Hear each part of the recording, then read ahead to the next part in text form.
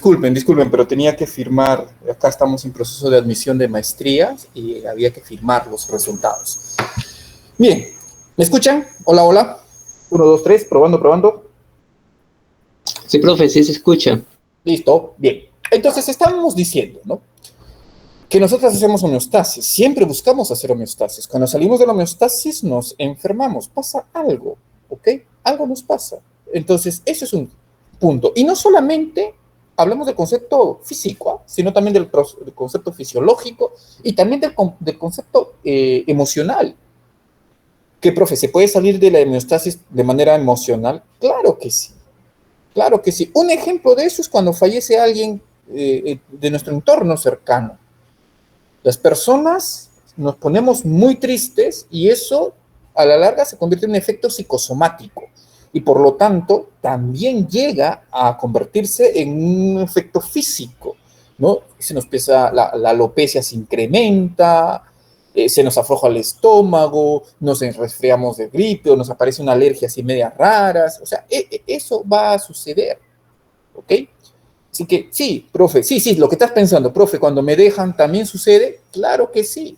Estamos inquietos, estamos pensando, estamos ahí, que por qué fue, por qué no fue, lo que pudo ser, lo que debió ser.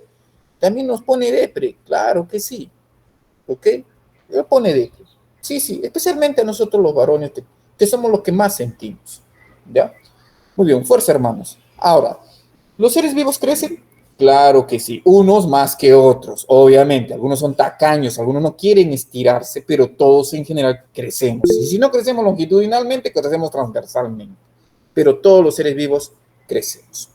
¿Los seres vivos responden a estímulos de su medio? Claro que sí, las emociones son un ejemplo clarísimo de ello. ¿Ok?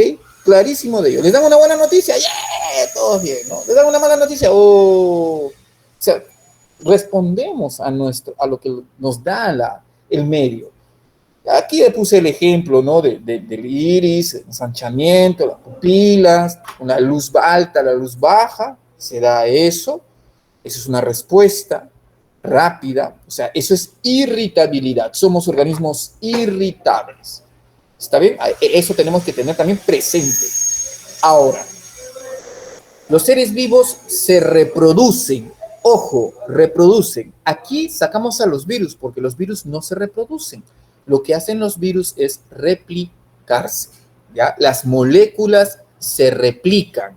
Las moléculas. ¿Correcto?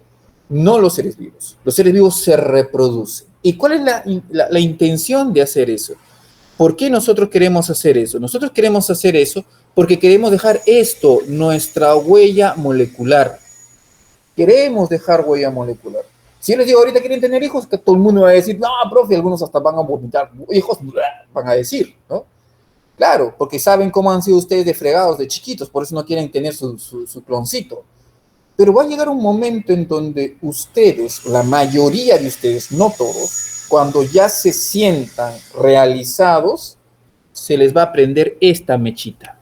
No, profe, yo no lo voy a hacer. Como te digo, ahorita no. Es más, está condicionado que ahorita nadie debe dejar su huella molecular. ¿Ya? Me estoy refiriendo a todos aquellos que tienen todavía el DNA amarillo y los que tienen de 22 para abajo. ¿Ya? Puede ser que acá tengamos también estudiantes que ya tienen familia. Eso ya, y me van a entender. Correcto, pero va a llegar un momento en donde todo lo que tú estás adquiriendo vas a querer dejárselo a alguien. Y ahí va a surgir esto, ¿no? La huellita molecular. ¿Pero cómo se llama esa huellita molecular? El DNA. ¿Ya? El DNA o ADN. Entonces uno se siente, o sea, es una sensación y estoy seguro que muchos de sus papás, o la mayoría, o por no decir todos sus papás, sienten lo que yo siento cuando veo y le digo a mi hijo, oye, vamos a un rato a jugar Nintendo, oye, sé que vamos a un rato a tomarnos un par de refrescos, ¿no? Sí, porque él tiene 7 años recién, así que tomamos refresco nada más. Ya, o sea, y hay una emoción única. Y yo siento, oye, este es trabajo evolutivo, ¿correcto? Pero, como les digo, la mayoría de ustedes les va a llegar en el momento en donde están llegando a su clímax como humano, como persona, va a sentir esa necesidad. Los seres vivos tomados como un todo presentan capacidad de evolucionar. O sea, ¿qué quiere decir tomados como un todo? En este caso entramos a las especies. ¿Ya? A las especies. Pretendemos evolucionar siempre. ¿Ya? Evolucionar. ¿Y por qué queremos evolucionar? Porque queremos mantenernos. Y justamente en ese concepto de mantenernos es donde una vez escuché a uno de mis profesores, ¿ya? Walter Cabrera se llamaba, o se llama, porque todavía no se ha muerto, que para él la definición de vida es persistencia, ¿ya? Es la persistencia, ¿correcto? ¿Cómo así, profe? Los seres vivos buscamos persistir. La materia inerte no busca persistencia, no, se entrega al ambiente. Las rocas empiezan a erosionar, los suelos empiezan a erosionar, ¿ya? La mesa donde está sentado, la mesa donde está tu computadora, la silla donde estás sentado, a la larga se va a degradar. Obviamente va a pasar muchísimos años y no van a hacer nada por evitarlo. ¿Por qué? Porque no buscan la persistencia. ¿Está bien? Ahora, el tema de cómo surgió la vida también es un tema bastante interesante y hay muchas propuestas, ¿no? Ellas que tienen que ver con creencias religiosas, como las dos primeras arriba, ¿no? La de la creación, ¿ok? La de la creación. Profe, ¿usted cree en Dios? Sí. Pero, profe, ¿usted es científico? Eso no tiene nada que ver. ¿Ya? Pero creen hechos fácticos. Por eso creo también en Dios. ¿Ya? Así que nadie no, pero el que me refuta eso, mi creencia, eso lo jalo. Es una amenaza. Yo no estoy diciendo que ustedes crean, estoy diciendo que yo creo. Ustedes dependen. Lo otro, el de la derecha, también reconocen, ¿no es cierto? A ver, ¿quién me dice? ¿Qué teoría es el de la derecha superior? Generación espontánea. Muy bien, y esa también es un acto de creencia, ¿ya? Porque se pensaba que existía una fuerza, ¿no? La entelequia ahí que condicionaba la aparición de esas mosquitas. Dicho sea de paso, cuando uno ve una mosquita, ay, así es mosquita chiquita, esa es mosquita de la fruta, mosquita del vinagre, se posó en mi pan, ya no importa. Pero si ustedes ven una mosca negra, esa ya se posó ya pues, en excremento, ¿no? Anteriormente. Pero si ya ven una mosca, esas metaleras, o sea, esas metálicas, verde metálico, morado metálico, ya, esas salieron de cadáveres, ya. Si se posa en tu comida, como que ya, ¿no? Ya. Bueno, cuando somos San no le metemos a todo. Es más, agarramos a la mosca y para adentro también. Proteína, decimos, ¿cierto? Entonces, es una situación interesante. La de la izquierda inferior, esa es la famosa teoría de la panspermia, ¿no? Y luego tenemos la de la derecha inferior, que es la teoría pues, que nosotros conocemos como biogénesis, que es la que fue formulada por este señor, por este señor, Antonov, ¿no? Oparin. Entonces, Alexander Oparin, Antonov, Alexander Oparin. ¿Qué nos dijo este señor? Él razonó, ¿no? Obviamente ahí le metió esa razonada, esa filosofía, y nos dijo, un momento, ¿qué pasa aquí? O sea, si nosotros analizamos así, a frío, a sangre frío, así como tu ex, a sangre frío, ¿ya? Materia inerte, materia. Materia viviente, materia. ¿Cuáles son los sinónimos de materia? ¿De qué está hecha la materia? De átomos. ¿Cierto? Está hecho de átomos. Muy bien. Ya. O sea, no hay una diferencia fundamental. O sea, físicamente estamos hechos de átomos. Y otra cosa interesante también aquí es el hecho de que, pero si nosotros nos ponemos a pensar en la teoría de la Tierra, del origen de la Tierra, o sea, la Tierra se formó como un cuerpo incandescente y hasta la fecha no hay evidencia de que existan pues organismos que viven a tal magnitud de calor. Entonces la Tierra cuando se formó con elementos inertes. Poco a poco se pudo dar la vida o los elementos orgánicos. Entonces es congruente pensar que lo vivo haya surgido de lo inerte, ¿ya? Lo viviente haya surgido de lo inerte. Y solamente bastaría, en principio, demostrar que nosotros podemos tomar moléculas inorgánicas y convertirlas en moléculas orgánicas. Y ahí vinieron, ¿no es cierto?, Urey y Miller, en donde, asemejando condiciones de la Tierra primitiva, gracias a la elaboración del sistema que estoy proyectando, ¿no?, en donde se colocó esas condiciones tanto químicas como físicas, se logró obtener moléculas orgánicas. Y cuando pasaba más el tiempo, se llegaron a producir hasta los 20 aminoácidos experimentalmente. Es decir, que sí es factible que en ciertas condiciones las moléculas inorgánicas se pueden convertir en moléculas orgánicas y por ahí la ruta pudo haber seguido. Pero ¿importan todas las moléculas? Obviamente no todas las moléculas. Importan cierto tipo de moléculas porque tienen cierto tipo de átomos. Y eso es lo que al final nosotros tenemos que ver, los átomos. Entonces, en ese sentido, ¿ya?, en ese sentido, por ejemplo, ustedes ven, lo que está en moradito es esencial ¿para quién? Para los humanos, ¿no? Hidrógeno, sodio, magnesio, potasio, calcio, cobre, zinc, ¿ya?, nitrógeno, oxígeno, hasta cloro, selenio. Son cosas interesantes. Ahora, también se piensa ahora que existen elementos, o sea, son unos elementos que se sugiere son esenciales para los humanos. El cromo, el níquel, el silicio, ¿ya? Se cree que estos elementos son esenciales. Y lo demás sí no es, no, o sea, rutenio, radón, uranio, no te pases, eso tampoco, ¿no? O sea, está bien que seas tóxico o tóxica, pero para tener esos elementos ya no, olvídate. O sea, eso no, eso ya es nivel mayor. Ahora, los bioelementos están pues conformando nuestro cuerpo, se tienen que estructurar. Ay, perdón. Mucho enter. Esa es la composición. ¿Qué es lo que tenemos en abundancia? Tenemos oxígeno, ¿ya? El 61% de nuestro cuerpo es oxígeno. Estamos hablando de átomos, ojo, ¿eh? No me vengan a decir, ay, profe, pero nos han dicho que nosotros somos mucha agua. No, pero eso es molécula. Estamos hablando de átomos. Y oxígeno, ¿ya?, oxígeno es el átomo más, que está en mayor cantidad. Luego viene el carbono y luego viene el resto. ¿Se dan cuenta?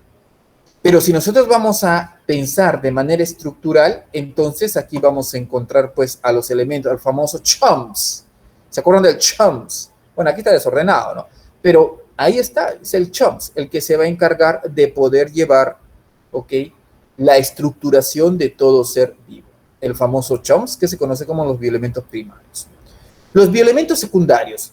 Bueno, los primarios, ¿qué hacen? Los primarios van a formar estructuras. ¿Y qué haría un bioelemento secundario? El bioelemento secundario va a asegurar la estructura, ¿ok? Va a permitir que se asegure la estructura y que ésta sea dinámica. Esa es la chamba de los elementos secundarios. Y luego tenemos los elementos traza. ¿Cuál es la función de los elementos trazas? Estos ya van a regular, estos ya van a modular.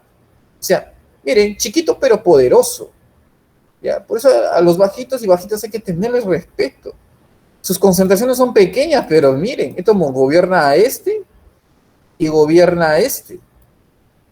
¿Ya? O sea, ese es su asunto. Modulan. Si estos no estuvieran, estos no estarían funcionando bien. O sea, como una, digamos, una analogía que podría decirles, es el hecho de la pila de tu control remoto, de tu Super Smart TV. ¿Ya?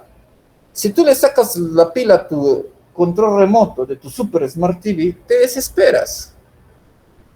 Porque sin pila no hay control, sin control no puedes estar cambiando, estás ahí tirado como vaquita o vaquito y ya no puedes hacer nada, y te desesperas, para estar cambiando. Antes, pregúntale a tus papás, antes nosotros nos parábamos para cambiarle de canal. Antes nosotros nos parábamos para bajarle el volumen. ¿Ya? Así era antes. Ahora bien, pasamos a las moléculas. ¿Se acuerdan? Agua. El agua es vida, dicen, ¿no? El agua es vida. El agua tiene características únicas que permiten que nuestro cuerpo esté funcionando. Y esas características parten del hecho que es una molécula bipolar, ¿cierto? Es cambiante, es dinámica, forma los famosos puentes de hidrógeno, que no son enlaces, son puentes, son interacciones nada más, lo que permite que esto sea una molécula bastante accesible y que permite reacciones. Eso es lo importante. Eso, pero ya del agua vamos a hablar pues en bioquímica a diestra y siniestra. Por otro lado tenemos moléculas orgánicas. Acá les presento a los grupos funcionales. Profe, ¿qué es un grupo funcional? Un grupo funcional, así como tú tienes en la base hay manchitas, ¿no es cierto? Tienen su mancha. Ya, que yo a Alexandra siempre la veo con la Ana y la veo con la Anthony. ¿Ya? O sea, ahí lo veo, siempre son. Siempre son manchitas. ¿No? Y tienen una manera de comportarse, siempre hay. ¿Ok? Entonces un grupo funcional es eso. O sea, es una asociación, un grupito de átomos que son manchitas, ¿no? Esos diablillos. Esos son un grupo funcional. Entonces tenemos la función alcohol, bendito sea. Tenemos la función tiol, amino, aldehído, cetona, amida, ácido. Pero, profe, ¿para qué sirve un grupo funcional? Sirve para reactividad. Sirve para dar reactividad a las moléculas. Nos permite eso, reactividad. Y recuerden que nuestro cuerpo es reactividad a 100%. Somos reactivos. ¿Correcto? Entonces dejamos las moléculas y entramos a las macromoléculas. Y en las macromoléculas ustedes han tocado el tema de los carbohidratos. ¿Y qué es de los carbohidratos? ¿Qué sabemos nosotros de los carbohidratos? Son nuestra principal fuente de energía. Profe, ¿pero por qué es la principal fuente de energía?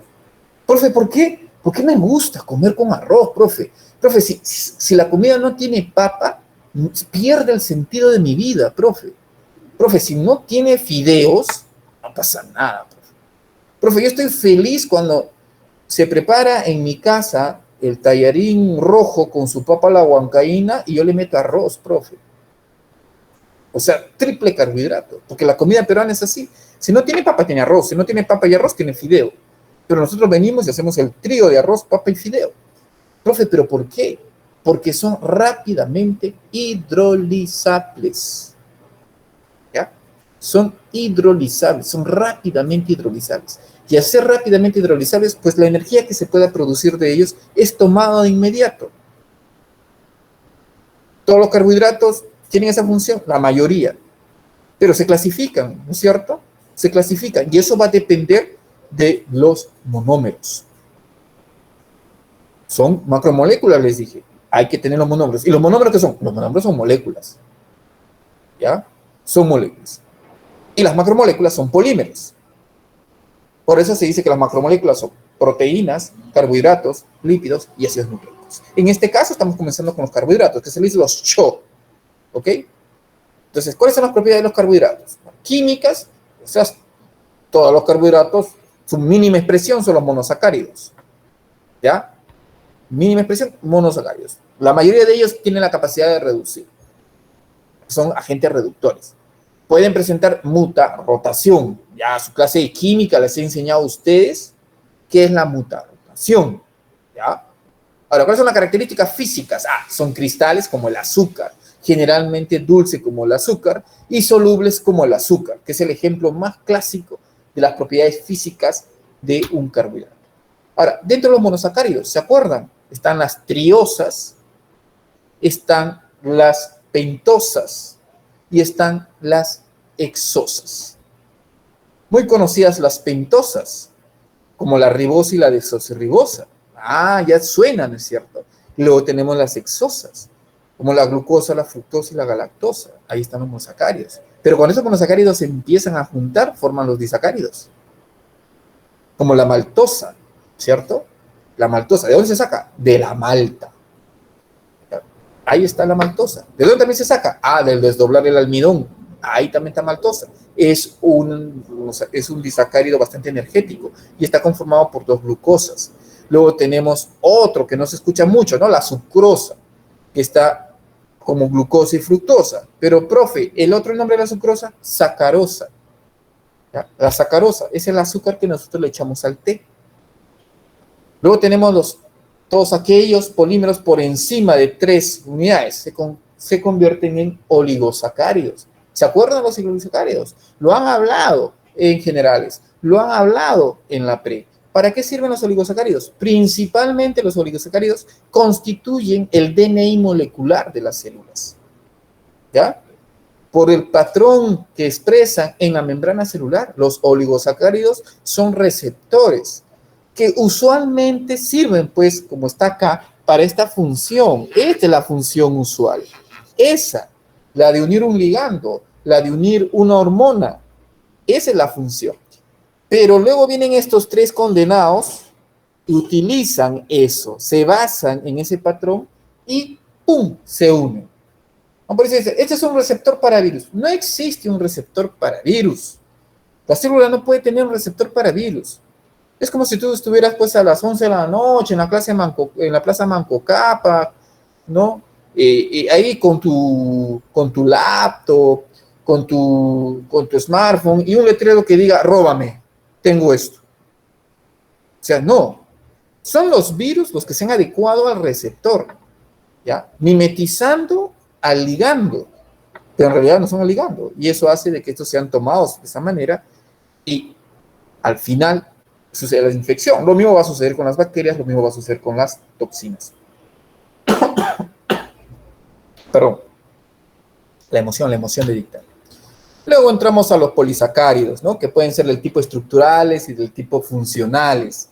Si son del tipo estructurales, como fuente de energía, de reserva de energía y receptores celulares.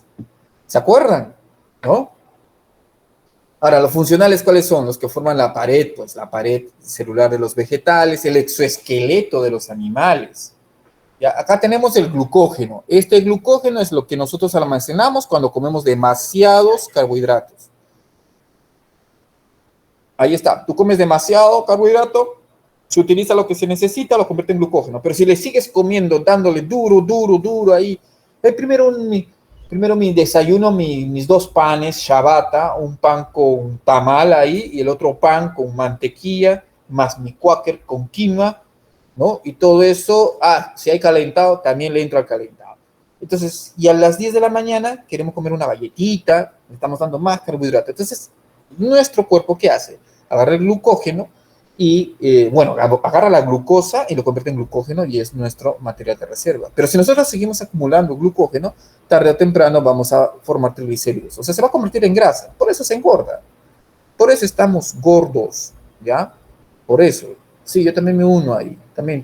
Que a veces da ansiedad y uno quiere comer cosas. Luego tenemos el almidón. Ahí está el almidón. Más chévere, más solapa. Almacenamiento también energético, pero en plantas.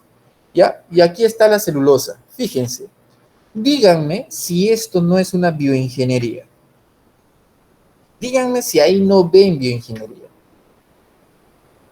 La forma de la conformación que adopta la macromolécula depende muchísimo para su funcionalidad o para su función.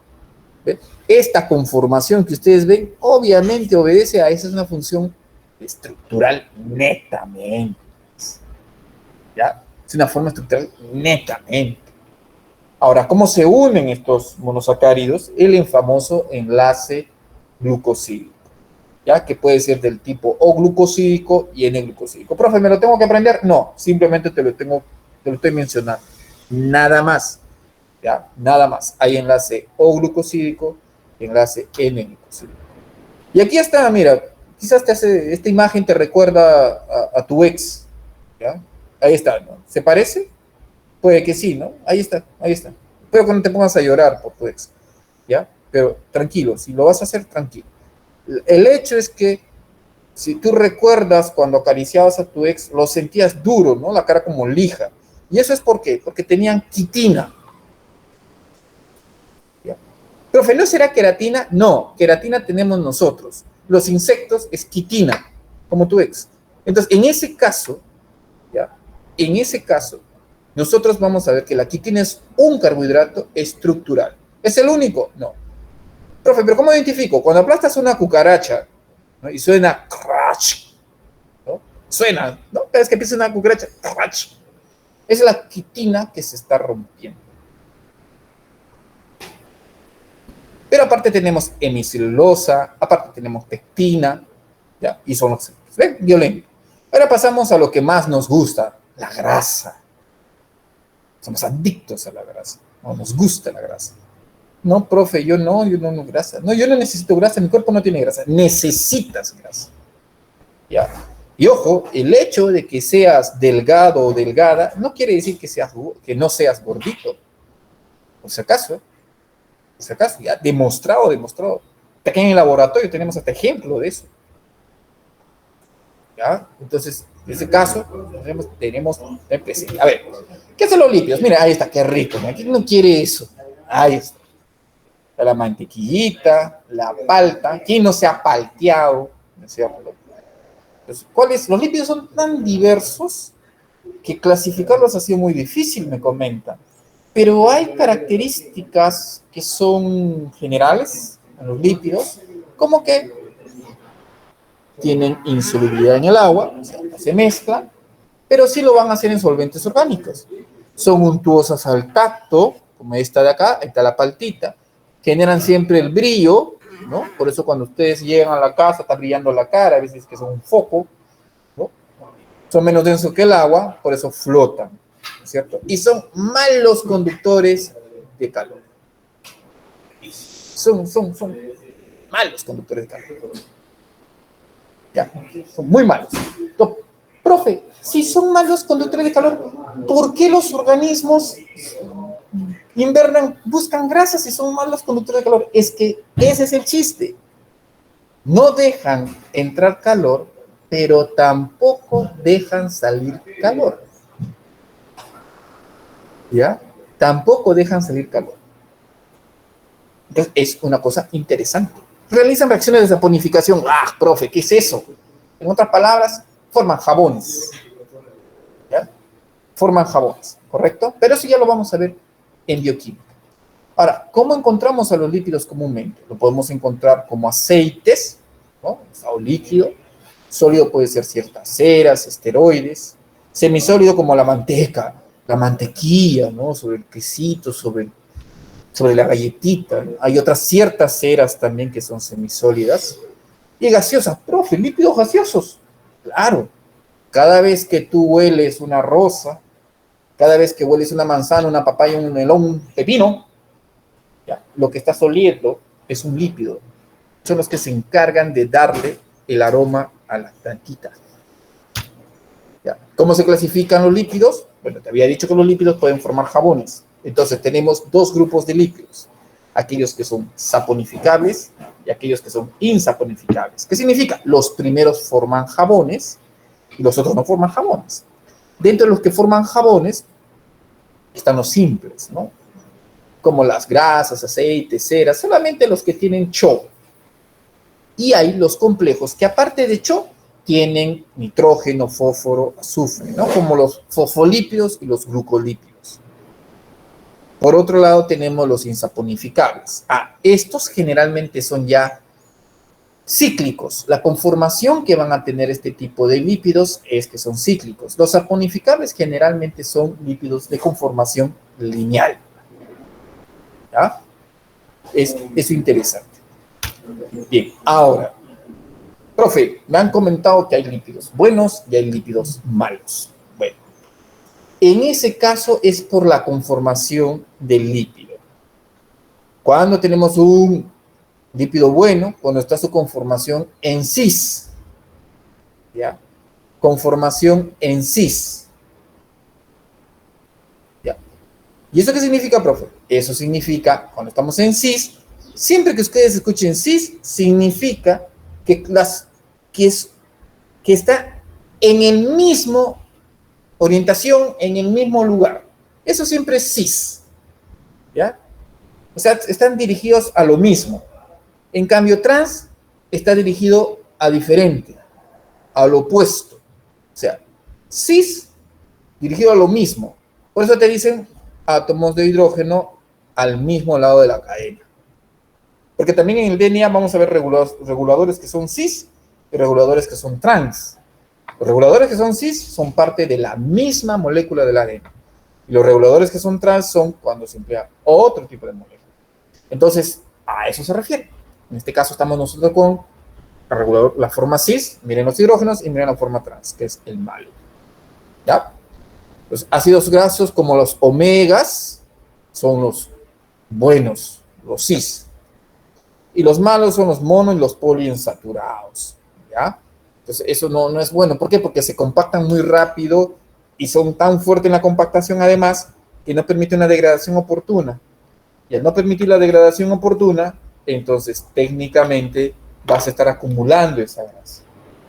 Por ese lado también debemos de cuidarnos. ¿Ok? Muy bien.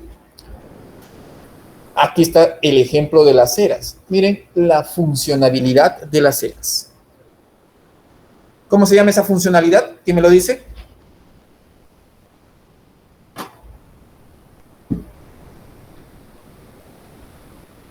Miren la pluma, miren las hojas.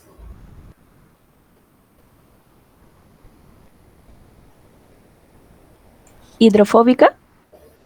Ya, una propiedad hidrofóbica que te permite ser... ¿Qué condición es esa? ¿Qué estamos viendo? Repele el agua. ¿Cómo? Repele al agua. A eso, ¿cómo se llama? Es Impermeabilidad. impermeabilidad. ¿Ok? Impermeabilidad. ¿Se dan cuenta? Sorry por los que sufren de tricofobia, ¿ya? Yo sé que ahorita voy a retirar ahorita la imagen. ¿Hay algún tricofóbico aquí? ¿Está sufriendo ahorita con la imagen? No. Hagamos que sufra más. Profe, ¿qué es tricofobia? Alguien está que patalea al mirar cierta imagen ahorita. Ya, vamos a avanzar. Ya, ahora, las grasas son muy ricas en energía. Ya, nos van a dar más energía que los carbohidratos, pero obviamente su metabolismo es un poco más lento. Pero en cuanto a energía, miren, medio kilo de carbohidratos, 2000 calorías. Medio kilo de grasa, el doble, mucho más del doble, 4625 kilocalorías. ¿Se dan cuenta? O sea, hay más. Con grasa es más. Por eso cuando uno quiere comer, cuando uno tiene bastante hambre, quiere comer cosas sustanciosas. No se va a llenar con un banana split o con tu galletita de integral. No. Y aquellos que dicen, yo estoy a dieta y me voy a comer solamente mi ensaladita de fruta. Está medio raro eso, está medio raro. Para mí que nos están sacando la vuelta alimentariamente hablando, porque comen eso y luego a la media hora o a las 2 horas están comiendo otra cosa. Ya, entonces ahí hay que tener... Ahora, en nuestro cuerpo, obviamente, esas grasitas se almacenan en los adipocitos. Luego tenemos aquí los fosfolípidos, ya lo vamos a ver más adelante, pero es interesante saber que es un lípido bastante compuesto, ¿no? Una base nitrogenada, un grupo fosfato, el glicerol y los ácidos grasos. ¿Ven? Ahora, todo esto tiene una razón de ser. Hay un lado que es apolar, un lado que es polar. Ahí hay un punto que ustedes ya como ingenieros o futuros ingenieros deben ir visualizando. Aquí están los terpenos. ¿Qué pasa con los terpenos? Estos son los que van a permitir olor de las plantas, los aceites esenciales. Aquí encontramos a los aceites esenciales. Todos son derivados del isopreno, ¿ok? Ahí está el mentol, el limonelo, el geraniol. Ahí están las vitaminas. Acá falta, bueno, no es del terpeno, aquí falta la vitamina D, pero la vitamina D no es derivado directamente del isopreno, sino del colesterol, ¿ok? Pero es otra vitamina lipofílica.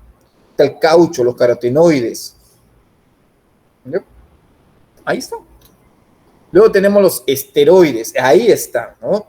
Ahí tenemos la vitamina D, que derivan del esterano, ¿no? Carácter anfipático total. Ahí está, las sales miriales, toda hormona sexual. Por eso se necesita lípidos. Por eso son importantes los lípidos, porque son ¿qué? Son pues precursores de las hormonas sexuales. Tenemos a los corticosteroides y los famosos esteroides anabólicos, ¿ya? Estos esteroides anabólicos son los que aumentan la musculatura y ahí están en el ejemplo, ¿no? O sea, ya llegas un poco más y ya llegas a tener más pecho que tu enamorada. ¿Ven?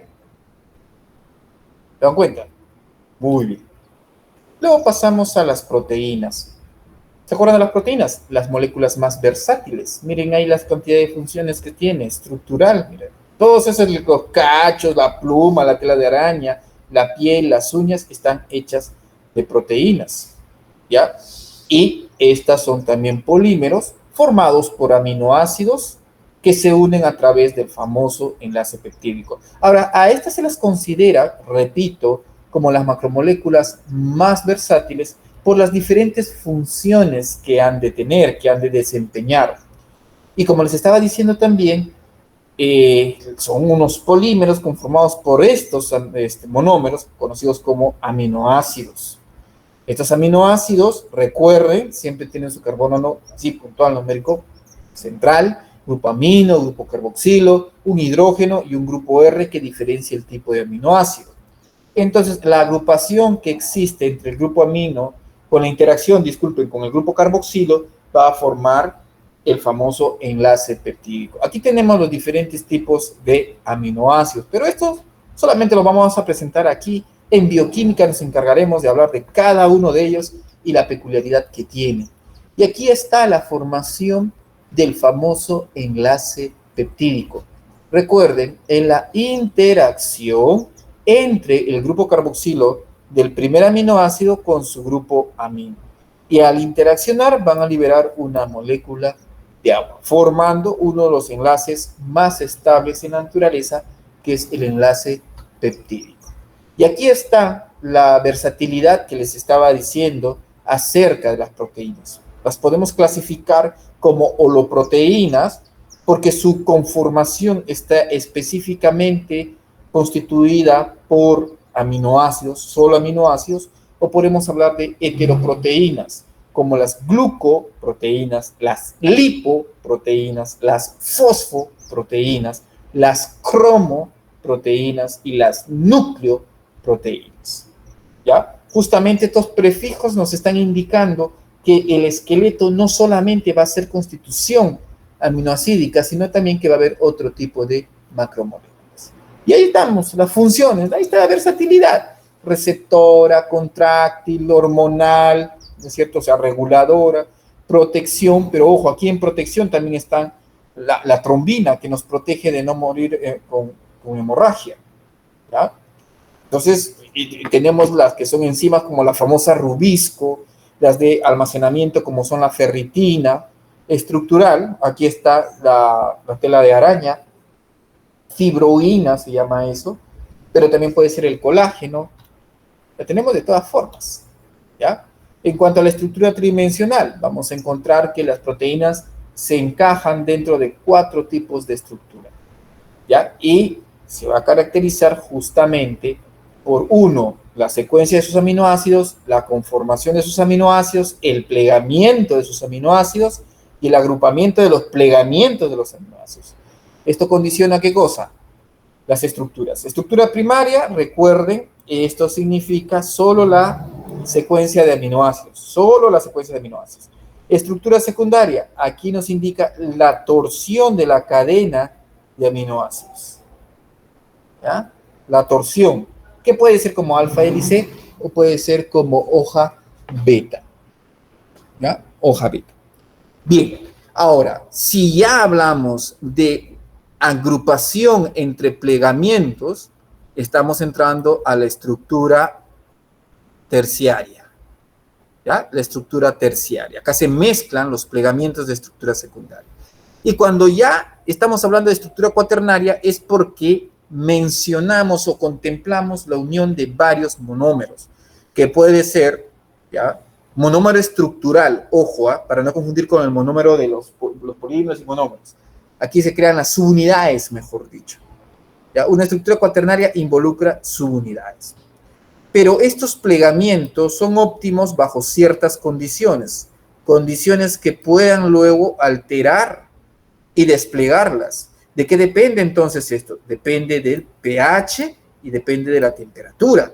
Por eso la importancia de bajar la fiebre cuando ya hemos pasado los 39 grados. Hay que bajar esa fiebre porque lo primero que va a pasar es la denaturalización de proteínas. Y si se desnaturaliza la proteína, pues esta proteína va a perder su función.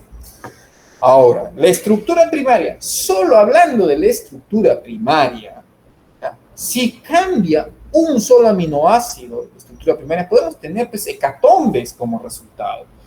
Y aquí ustedes están observando una condición que se llama la anemia falciforme. La anemia falciforme involucra solamente la alteración en la estructura primaria, en donde esta vitamina que está en la posición 6 va a ser reemplazada por una valina. Y basta que sucede ese reemplazo y los glóbulos rojos cambian esta conformación bicóncava típica a esta conformación falciforme. ¿No? ¿Qué sea falciforme? En forma de oso. ¿Ya? Falciforme. ¿Y esto qué significa? Menos carga de hemoglobina, menos carga de oxígeno, condición de anemia. Solamente por ello. Luego tenemos este concepto de desnaturalización proteica, que también ya lo han visto. Y también lo vamos a volver a ver en bioquímica. Pero ahí está el ejemplo clásico del huevito, ¿no? Porque la clara cuando se cocina se vuelve blanca, porque pierde lo translúcido. Entonces, en este caso, observen, cuando la proteína está nativa, se le dice nativa, miren, la conformación es esta, ¿ya? Aquí están los azufres, los grupos sulfidrilos que tiene, por ejemplo, la cisteína. Es un aminoácido, es uno de los 2 aminoácidos que tiene azufre. Miren, así está. O sea, estas conformaciones terciarias dejan espacio por donde pase la luz. Y cada cuerpo que deja pasar la luz es, a nuestros ojos, translúcido, transparente. Pero si uno empieza a freír el huevito, empezamos a ver esto. ¿Y qué significa eso? Una desnaturalización, es decir, la pérdida de la conformación estructural de la proteína y un replegamiento, que es este de acá, en donde estos grupos sulfidrilos, las cisteínas, que antes no estaban formando enlace disulfuro, ahora sí lo están formando. Y por lo tanto bloquean. Se forma esta malla de albúmina, bloquea el paso de la luz, o mejor dicho, retiene toda la luz y nosotros lo vemos blanco.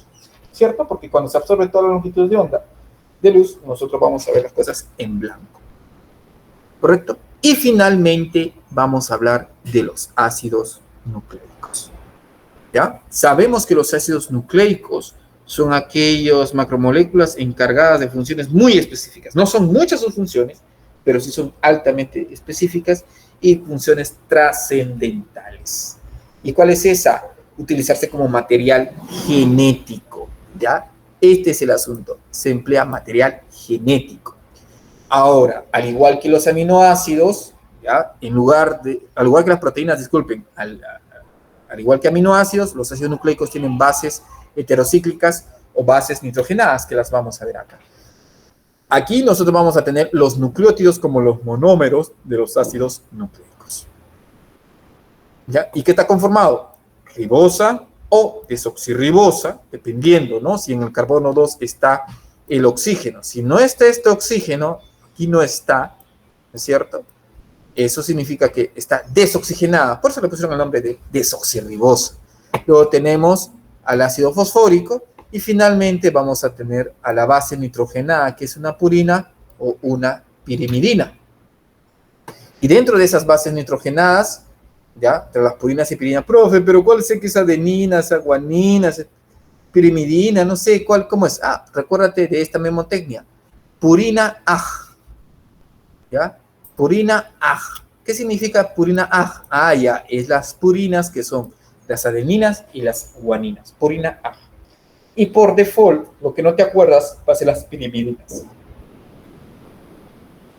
¿Ya? Pirimidinas. Ahora, esto creo que es un poquito bioquímico, pero decirles que dependiendo del tipo de base nitrogenada es el que vamos a tener el tipo de desoxirribonucleótidos o de ribonucleótidos. Repito, eso depende del tipo de base nitrogenada que se ha de tener. ¿Correcto? Ahora, aparte de las bases nitrogenadas comunes que nosotros sabemos tienen el ADN, existen bases secundarias que en su mayoría son formas metiladas, ¿ya? formas metiladas. ¿Pero para qué es las formas metiladas? Es más que nada para el silenciamiento de la expresión de genes. En este caso, estamos hablando de la regulación o la protección de la expresión. ¿Por qué, profe? Porque nosotros no podemos estar expresando genes a diestra y siniestra. Hay genes que necesitan cierto momento para ser expresados y en otros momentos no lo necesitamos. ¿Correcto? O sea, eso es una cosa que debemos tener claro. Ahora, ¿cuál es el tipo de ácido nucleico más modificado? Es el RNA de transferencia. ¿Ya? Es el que tiene bastantes modificaciones. ¿Correcto?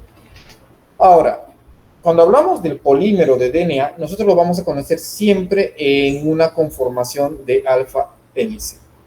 Y esta conformación de alfa hélice hace que los grupos fosfatos estén hacia afuera y las bases nitrogenadas estén hacia adentro. Esa es la conformación, ¿ya? Aquí tenemos los grupos fosfatos, los enlaces fosfodiéster, para decirlo así, ¿ya? Ahí están hacia afuera, estos tienen carga, por eso interaccionan con las moléculas de agua. En cambio, estos de acá, que son las bases nitrogenadas, están interaccionando entre ellas. O sea, no van a tener un acceso al agua como lo es alrededor o a la periferia de la molécula. Por ejemplo,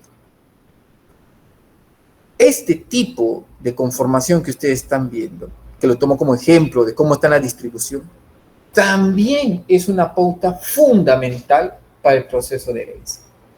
Porque la pregunta que está arriba, ¿no? ¿Cómo una larga cadena de nucleótidos puede codificar las instrucciones para todo un organismo, incluso para una sola célula? ¿Y eso es por qué? Por su capacidad de almacenar, por la capacidad de complementariedad, ¿ya? Que también permite la duplicación del DNA de una manera fiel, porque existe un criterio de complementariedad, ¿ya? La estructura tridimensional es la respuesta a la funcionalidad del DNA.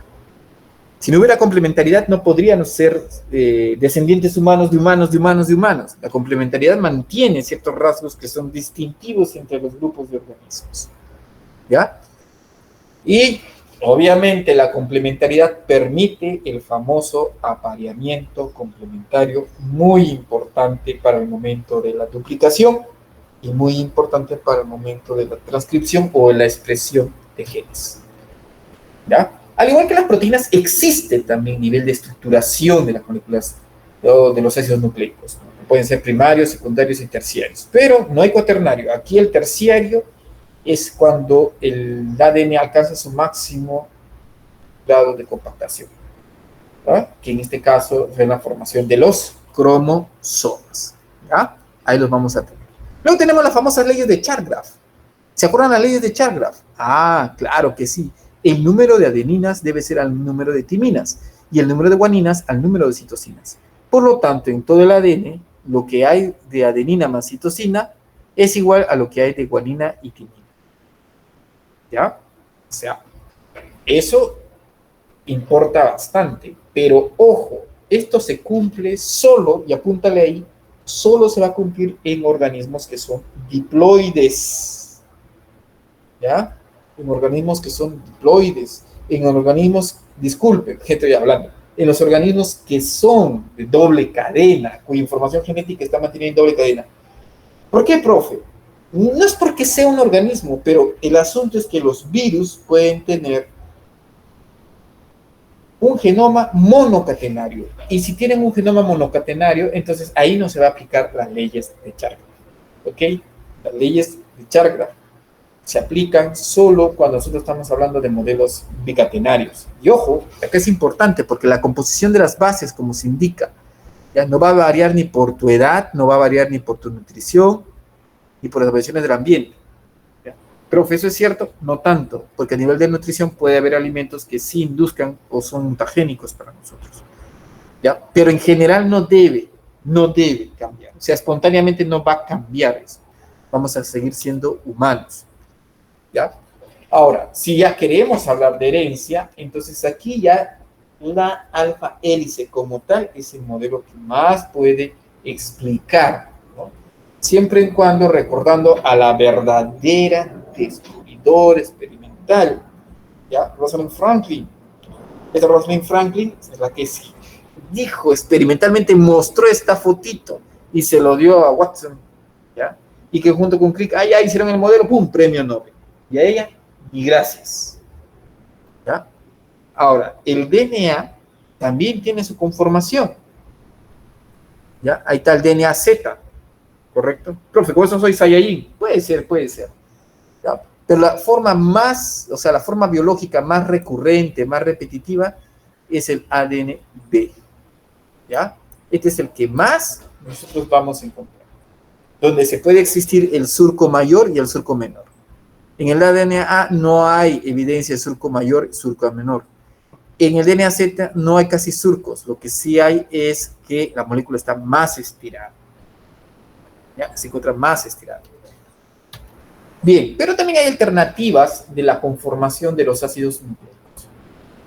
¿Ya? Hay alternativas. Esta es la conformación súper enrollada y del círculo relajado, en el caso de bacterias. ¿Ya? Recuerden, el principio de la herencia es la complementariedad. Esta diapo está repitiendo lo que se había mencionado anteriormente. ¿Por qué? Porque ahí se puede evidenciar la complementariedad. O sea, la nueva cadena sale complementaria a la antigua. Por lo tanto, tú tienes la certeza de que la información, de que el mensaje se va a pasar de una manera, o sea, se va a pasar de una manera casi fiel de una generación a otra generación. ¿Ok? Y no se vayan a olvidar que los genes son ácidos nucleicos, pero específicamente son un segmento de los ácidos nucleicos que te van a codificar para un ARN y posteriormente para una proteína. ¿Ya? O sea, eso hay que ir viendo. Y bueno, ya llegó el tiempo. Nos falta simplemente hablar de la ubicación, eso lo voy a dejar, tarea para su casa de repaso, y hablar del ARN, de la molécula. ¿Cuál es la diferencia del ARN? Esto de acá. Ya, lamentablemente no se ha podido grabar la clase, ¿sí? Algunos. ¿Por qué? Porque ya hemos perdido los docentes la capacidad de poder grabar clase. ¿Ya? O sea, les voy a mostrar aquí. Miren, yo ya no puedo grabar. ¿Ya? Ya no hay. Así que, en ese sentido, ¿ya? Espero que hayan apuntado o tomado sus apuntes totales, ¿no? Practicando como la presencialidad. No, profe, yo ya lo estaba grabando desde mi celular. Ya, supongo por ahí. Muy bien. Eso es todo por el día de hoy. Voy a subir inmediatamente la clase.